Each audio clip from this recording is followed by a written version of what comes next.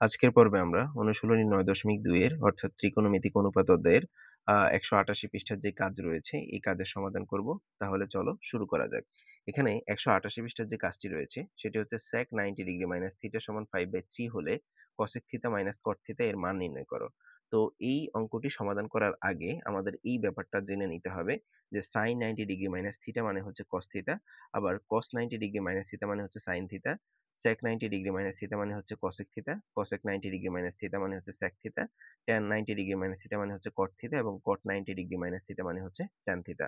অর্থাৎ এখানে sin থিটার পুরুষ মানে হচ্ছে cos, cos এর হচ্ছে sin, একইভাবে sec এর হচ্ছে cosec, cosec এর হচ্ছে sec, tan এর হচ্ছে cot এবং cot এর হচ্ছে tan। অবশ্যই এখানে 90 ডিগ্রি মাইনাস থিটা হলে আমরা sin এর জায়গায় sin থিটার এখানে cos থিটা লিখতে পারবো, আবার cos 90 ডিগ্রি মাইনাস থিটা হলেই কেবল আমরা sin থিটা লিখতে পারবো।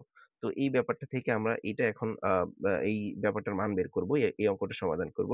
তো এর জন্য আমরা প্রথমে এখানে লিখে নিব যে দেওয়া আছে যে sec 90 ডিগ্রি মাইনাস থিটা সমান হচ্ছে 5/3। আর একটু আগে আমরা শিখেছি যে sec 90 ডিগ্রি মাইনাস থিটা যদি হয় তাহলে সেখানে আমরা লিখতে পারি cosec থিটা।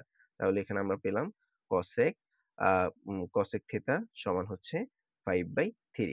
আবার আমরা জানি cosec থিটা মানে হচ্ছে sin থিটার বিপরীত। sin থিটার বিপরীত মানে হচ্ছে কি sin থিটা মানে হচ্ছে sin থিটা মানে হচ্ছে লম্ব বাই অতিভুজ, লম্ব বাই অতিভুজ। আবার তাহলে cosec থিটা কি হবে? এটা দুইটা ওয়েতে করা যায়। আমি প্রথমে এই ওয়েটা দেখাচ্ছি।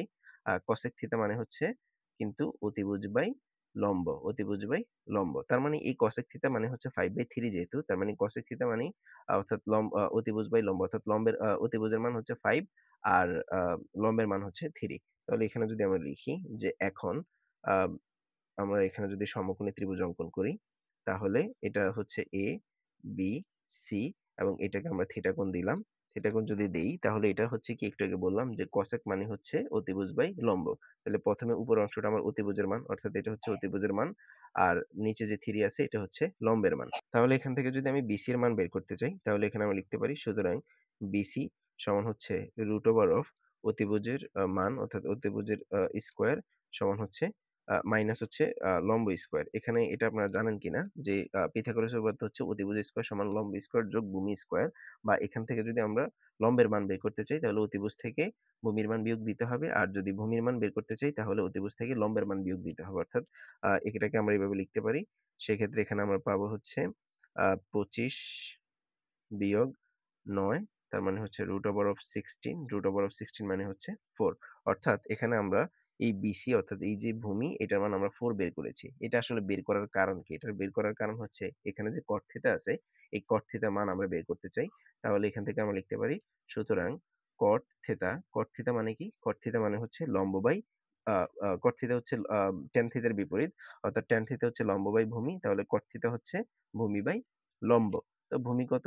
ভূমি একটু আগে আমরা বের করছি 4, আর লম্বের মান কত? লম্বের মান হচ্ছে 3। তার মানে cot থিটার মান পেয়েছি আমরা 4/3, আর এখানে cosec থিটার মান আমরা পেয়েছি হচ্ছে 5/3। তাহলে এখানে আমরা cosec এর মান পেয়েছি হচ্ছে 5/3 এবং cot থিটার মান পেয়েছি হচ্ছে 4/3। আর আমাদের যে প্রশ্নটা ছিল সেটা হচ্ছে cosec theta minus cot theta.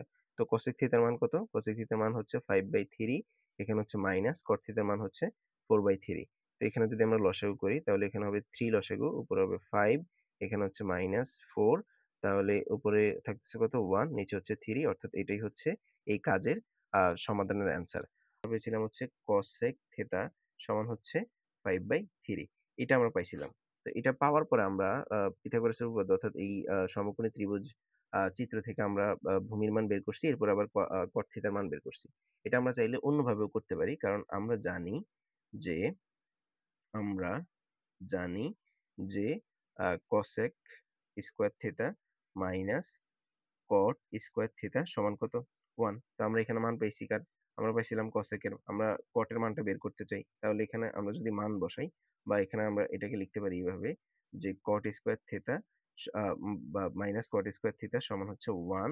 এটা ওই পাশে গেলে মাইনাস cosec স্কয়ার থিটা, বা এখান থেকে আমরা লিখতে পারি, এই মাইনাসটা আমি রাখতে চাচ্ছি না এটার সাথে, তার মানে মাইনাস দ্বারা উভয় পক্ষকে গুণ করতে হবে। সেক্ষেত্রে এটা হয়ে যাবে cot স্কয়ার থিটা সমান, এটা হবে cosec স্কয়ার থিটা, এখানে হবে -1। বা আমি চাইলে কিন্তু এই লাইন থেকে সরাসরি এই লাইনটা লিখতে পারতাম। এগুলো ১ম পর্বে অর্থাৎ ৯.১ এর বেসিক পর্বে কিন্তু আলোচনা করা আছে। তোমরা চাইলে এই সূত্রগুলো বা কখন কোনটা লম্ব হবে, কখন কোনটা ভূমি হবে এই ব্যাপারগুলো কিন্তু আলোচনা করা আছে। বেসিক পর্বগুলো আমি বলব সবাইকে দেখে নেওয়ার জন্য। তাহলে এই ব্যাপারগুলো কিন্তু তোমাদের আ বুঝতে আরো সুবিধা হবে। তাহলে এখান থেকে আমরা লিখতে পারি হচ্ছে cot স্কয়ার থিটা সমান cosec এর মান আমরা পেয়েছি হচ্ছে 5/3, এখানে হচ্ছে 5/3 হোল স্কয়ার মাইনাস 1 বা এখান থেকে লেখা যায় cot স্কয়ার থিটা সমান হচ্ছে 5 স্কয়ার মানে হচ্ছে 25, 3 স্কয়ার মানে হচ্ছে 9 মাইনাস 1 বা এখান থেকে লেখা যায় cot স্কয়ার থিটা সমান হচ্ছে এখানে লসাগু করলে 9 আর এখানে 9 মিলে গেছে তার মানে 25 মাইনাস এখানে নিচে কিছু নাই তার মানে ৯ এর সাথে আমরা উপরের অংশটাকে গুণ করব। ৯ একে ৯ তাহলে এখান থেকে আমরা পাই যে cot স্কয়ার থিটা সমান উপরে হচ্ছে 25 থেকে 9 বিয়োগ করলে হচ্ছে 16 আর নিচে হচ্ছে 9। এবার এই স্কয়ারটাকে আমরা ওই পাশে নিয়ে যাব। আর স্কয়ার যদি এক পাশ থেকে অন্য পাশে নিয়ে যাওয়া হয় সেক্ষেত্রে এটা হবে রুট অর্থাৎ উপরে হচ্ছে 16 নিচে হচ্ছে 9 তাহলে 16 রুট মানে হচ্ছে 4 আর 9 রুট মানে হচ্ছে 3 অর্থাৎ cot থিটার মান আমরা কত 4/3 পাইছি। দেখো এখানেও আমরা cot থিটার মান 4/3 পেয়েছি, এখানেও cot থিটার মান হচ্ছে 4/3। এরপরে আমরা যদি এভাবে ইকুয়েশনটা করি অর্থাৎ cosec theta minus cot theta এরপরে মান বসিয়ে ক্যালকুলেশন করলে এটার মান আমরা 1/3 পাবো। আশা করি তোমরা বুঝতে পেরেছো। এটা ছিল ১৮৮ পৃষ্ঠার কাজের সমাধান। পরবর্তী ক্লাসে আমরা এই ওদের অনুশীলনীর এমসিকিউ গুলো সমাধান করব। সকলের সুস্থতা কামনা করছি এবং এখানে বিদায় নিচ্ছি। আল্লাহ হাফেজ।